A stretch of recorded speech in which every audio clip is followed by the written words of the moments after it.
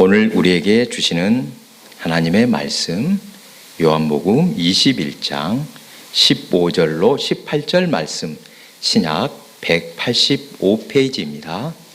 제가 읽겠습니다.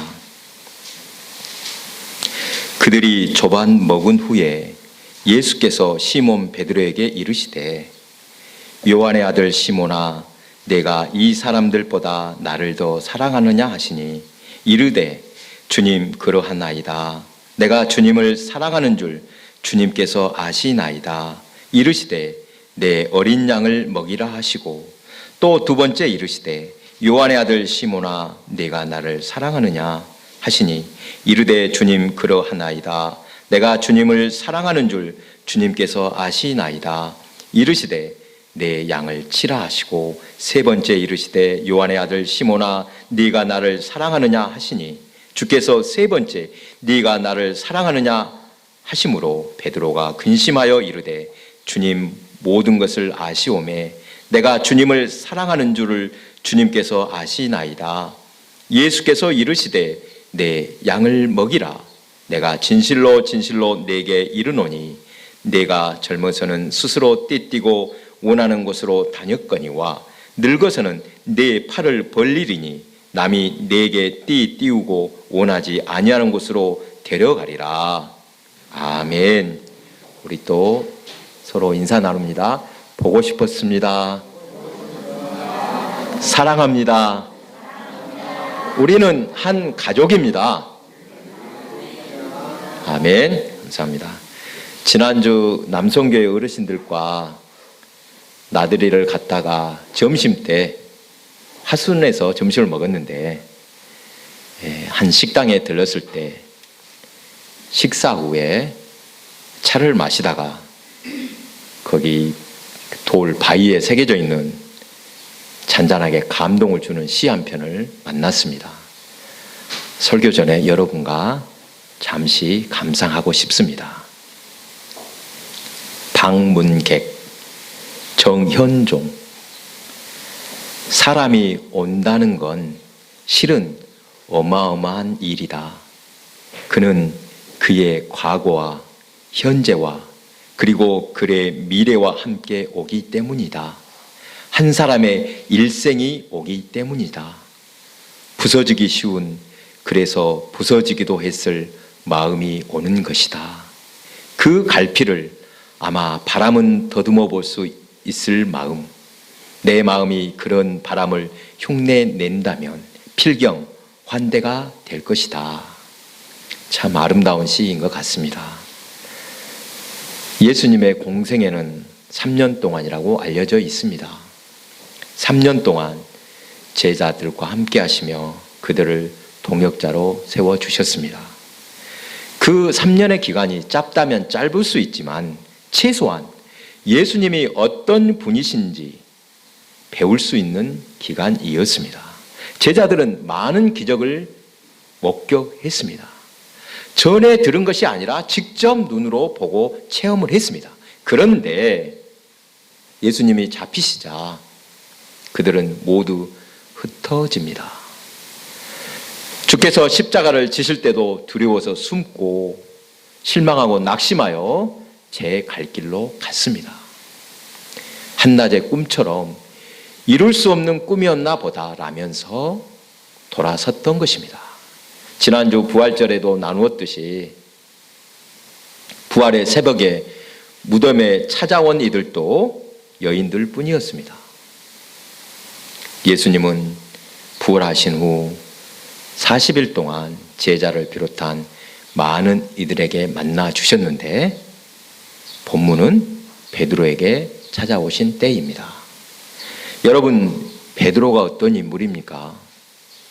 예수님의 제자 중에서도 수제자라고 할 만합니다. 베드로가 주는 그리스도시요 살아계신 하나님의 아들이십니다 라고 고백할 때 예수님께서 대답하셨습니다.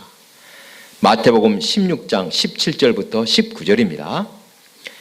바요나 시몬아 네가 복이 있도다.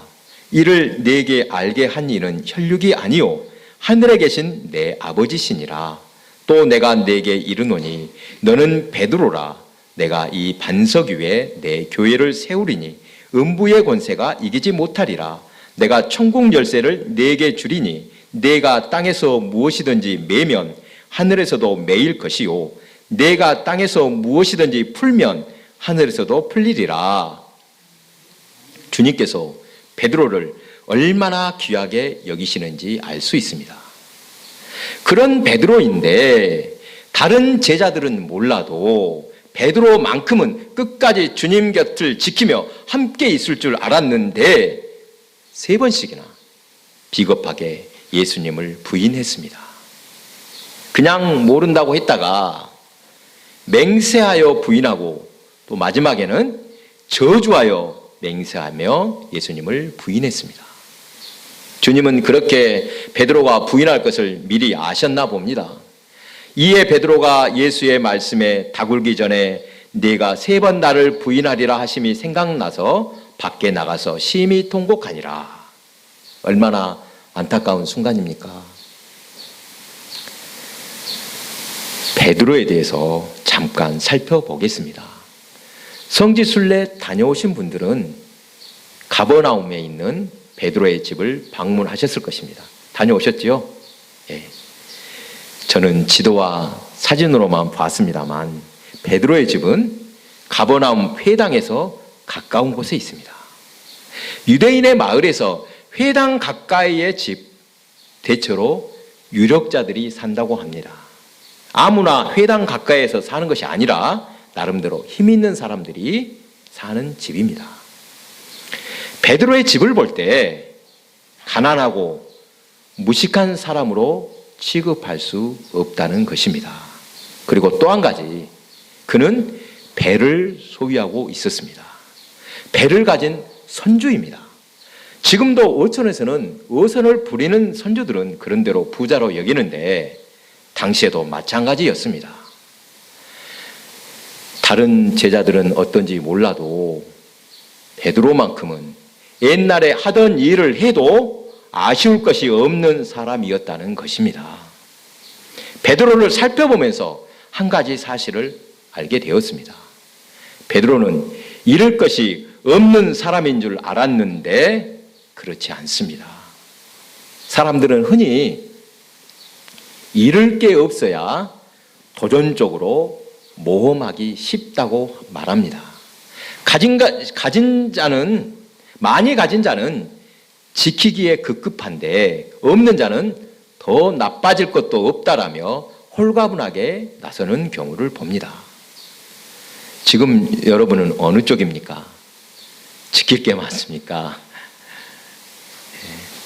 부활하신 예수님은 디베라 호수, 즉 갈릴리 호수에서 베드로와 함께 고기 잡던 제자들에게 찾아오셨습니다. 아침 일찍 생선을 굽고 떡을 준비하셔서 제자들에게 먹이신 후 베드로에게 말씀하십니다. 요한의 아들 시몬아, 네가 이 사람들보다 나를 더 사랑하느냐? 베드로가 대답합니다. 주님, 그러하나이다. 내가 주님을 사랑하는 줄 주님께서 아시나이다. 그러자 주님은 내 어린 양을 먹이라 하셨습니다. 시간이 흘렀는지 금방 이어진 대화인지는 몰라도 2번째로 이르시되 요한의 아들 시몬아, 네가 나를 사랑하느냐? 라고 다시 물으십니다. 이처럼 똑같은 문답이 3번씩이나 이어지자 베드로가 근심하여 대답합니다. 주님, 모든 것을 아시오매 내가 주님을 사랑하는 줄 주님께서 아시나이다. 예수님께서는 왜 그렇게 3번씩이나 네가 나를 사랑하느냐라고 똑같이 질문하셨을까? 추측하건대 전에 3번씩이나 예수님을 모른다고 부인했던 것을 떠오르게 하기 위함이라고 말씀합니다. 주님은 그의 마음을 아시면서도 재차 3차 다짐하게 하신 것이라고 합니다. 다른 무엇보다도 먼저 주님을 사랑하라는 것입니다.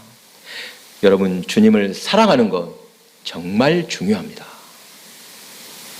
주님을 사랑하지 않아도 세상을 살아가는데 별 지장이 없다고 말하는 사람도 있습니다. 주님을 사랑하지 않아도 교회에 부흥시킬 수 있고 권력을 행할 수도 있습니다. 적당히 교회에 출석하는 것으로도 충분하다고 여기는 사람들 많습니다. 이것에 한술 더 떠서 코로나로 예배도 안 드리고 교회도 안 나가는 날이 늘어나고 아예 발길을 끊고서 교회 안 나가니 세상 편하다라고 말하는 이들도 있다고 합니다. 코로나로 인해 교회가 약해지고 교인 수가 줄었다고 위기라고 하는데 이것을 뒤집어 놓고 보면 위기가 아니라 기회입니다. 어떤 의미입니까? 그깟 코로나를 핑계로 교회를 떠나고 신앙생활을 해서 해방되었다고 하는 이들은 애초에 믿음이 없는 사람들이었습니다. 거짓으로 무늬만 성도인 척 했던 것입니다. 여러분, 참과 거짓, 옥석이 가려지고 나면 교회는 순수해질 것입니다. 하나님의 교회는 순수해야 합니다. 세상에 물들면 안 됩니다. 수가 많아야만 하나님의 역사가 나타나는 것 아닙니다. 이스라엘의 역사에서 기드온의 300용사를 보십시오. 하나님께서는 전쟁터에 나온 이스라엘 백성 32,000명을 돌려보내고 오직 300명만 남기셨습니다. 그렇게 남은 기드온의 300이 미디안 군대 13만 5천을 이겼습니다. 머릿수로 싸우는 것이 아니라 적은 수라도 하나님 앞에 헌신된 백성이라면 하나님이 역사하실 것을 말씀해 주신 것입니다. 다른 무엇보다 주님을 사랑하는 성도를 통해 하나님께서는 놀라운 역사를 이루십니다. 이것을 믿으시기 바랍니다. 이 자리에 계신 여러분 대부분이 젊은 시절에 연애, 사랑해 본 경험이 있을 것입니다. 연애해 보셨습니까? 하다못해 짝사랑이라도 해 보셨을 것입니다. 그 시절을 상상해 보시기 바랍니다. 남몰래 연애하던 시절이라면 더 좋겠습니다. 사랑하는 사람에게는 뭐든 다 해주고 싶습니다. 어떻게든 그를 기쁘게 해주고 싶습니다. 무슨 방법으로라도 그의 마음을 사고 싶습니다. 창세기 29장에 나오는 이야기입니다. 야곱이 애삼촌 라반 집에서 남의 집 살이를 할 때 사랑하는 아내 라헬을 얻기 위해 7년 동안 라반을 섬긴 이야기가 나오는데 야곱이 그를 사랑하는 까닭에 7년을 며칠같이 여겼다라고 말씀합니다. 언젠가 저는 이 구절을 읽으면서 나도 모르게 미소를 지었던 기억이 납니다. 사랑해 본 사람이라면 누구라도 공감할 것입니다. 사랑하면 달라집니다. 주님을 사랑하는 사람은 주님의 말씀을 기쁘게 지킵니다. 사람이 나를 사랑하면 내 말을 지키리니 내 아버지께서 그를 사랑하실 것이요 우리가 그에게 가서 거처를 그와 함께 하리라. 사랑이라는 말을 넣어서 신앙생활을 정의하자면 이렇게 표현할 수 있겠습니다. 제가 한번 만들어 보았습니다. 사랑이라는 말을 넣어서 신앙생활이 무엇인가? 주님을 사랑해서 주의 말씀을 기쁘게 지키고 주님과 동행하며 맡겨진 사명을 다할 때 행복을 맛보는 생활, 이렇게 정의해 보면 어떨까 싶습니다. 여러분, 주님을 사랑하십니까? 주님을 사랑하신다면 늘 행복해야 합니다. 복음은 복된 소식입니다. 복된 소식은 다른 게 아니라 행복을 주는 소식을 뜻합니다. 예수를 행복하게 믿으라는 것입니다. 세상 사람들도 사랑하면 달라지는데 주님을 사랑하는 성도의 삶은 참으로 귀합니다. 여러분, 우리는 이미 복을 받은 행복한 사람들임을 믿으시기 바랍니다. 본문에서 예수님은 베드로에게 네가 나를 사랑하느냐 물으신 후에 그러면 내 양을 먹이라 말씀하십니다. 양을 먹인다, 양을 친다라는 구절이 뜻하는 바가 무엇인가? 오늘날 목회를 흔히 양을 치는 것에 비유하여 말하곤 합니다. 목회를 가톨릭이나 성공회에서는 사목이라고 합니다. 며칠 전 저는 두 사람과 특별한 만남을 가졌는데, 한 사람은 고등학교 동창이고 또 한 사람은 친분이 있는 성공회 신부님이었습니다. 먼저 성공회 신부님 만난 이야기입니다. 성공회에서는 결혼을 금하지 않지만 그 신부님은 자연스럽게 독신으로 지내고 있습니다. 결혼하지 않으면 책임질 가정이 없어 신경 쓸 일도 적을 것 같은데, 사람 사는 것이야 어디나 대충 비슷한 것 같았습니다. 목사나 신부나 무엇보다 목회, 사목의 현장에 관심을 쏟습니다. 어떻게 하면 성도와 함께 행복한 목회를 할 수 있을까? 주님께 더 가까이 가는 것이 소원입니다.